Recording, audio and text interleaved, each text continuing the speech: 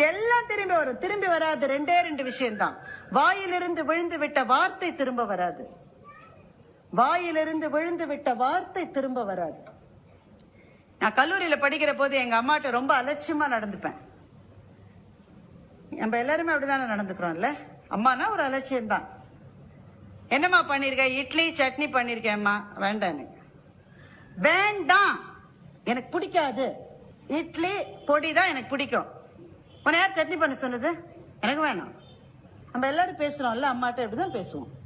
எங்க அம்மா உடனே மிளகாவை வறுத்து இடிச்சு, இந்த அம்மா இந்த புத்தி உனக்கு முன்னாடியே வந்திருக்கலாம்ல அப்படின்னு நான் கேட்டிருக்கேன் எங்க அம்மாட்ட.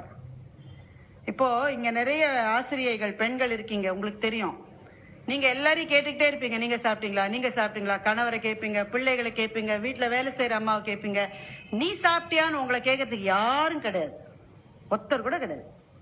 அதுதான் இங்க இருக்கிற பெண்களுக்கு நாளை நடக்கும். நீங்கள் குடும்பங்களை தாங்கி பிடிக்கிற போது நீ சாப்பிட்டியான்னு ஒரு போன் வந்ததுன்னா உங்க அம்மா பண்றான்னு அர்த்தம், வேற யாரும் கேட்க மாட்டாங்க. இன்னைக்கு எனக்கு ஆசையா இருக்கு எங்க அம்மாவோட கையை பிடிச்சிட்டு, அம்மா நீங்க அப்படி சொல்லிட்டேம்மா காலேஜ்ல படிக்கிற போது, ரொம்ப சாரிம்மா, you mean so much to me, I love you so much சொல்லணும்னு ஆசையா இருக்கு. முடியாது இனிமே. எங்க அம்மா இல்ல. நான் எனக்கு கடவுள் கொடுத்திருக்கிற பணம், பதவி, புகழ், செல்வாக்கு எல்லாத்தையும் கொடுக்க தயாரா இருக்கேன். ஒரு 5 நிமிஷம் எங்க அம்மாவை திருப்பி கொடுத்தா எனக்கு போறோம். எல்லாத்தையும் கொடுக்கறேன். எங்க அம்மா வேணும் திரும்ப.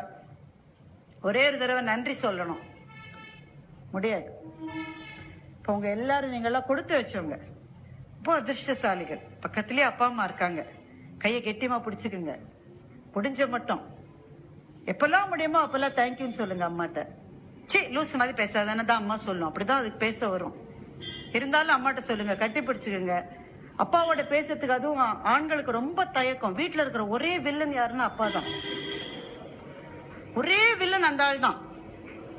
ஆனா உங்கள்கிட்ட முறப்பாவே நிக்கிற ஆளு ராத்திரியில படுத்தோன்னு இது எப்படி ஆக போகுதுன்னு உங்களை பத்தி கவலைப்பட்டு கண்ணீர் வடிக்கிற ஒரே உயிரும் அவர் தான்.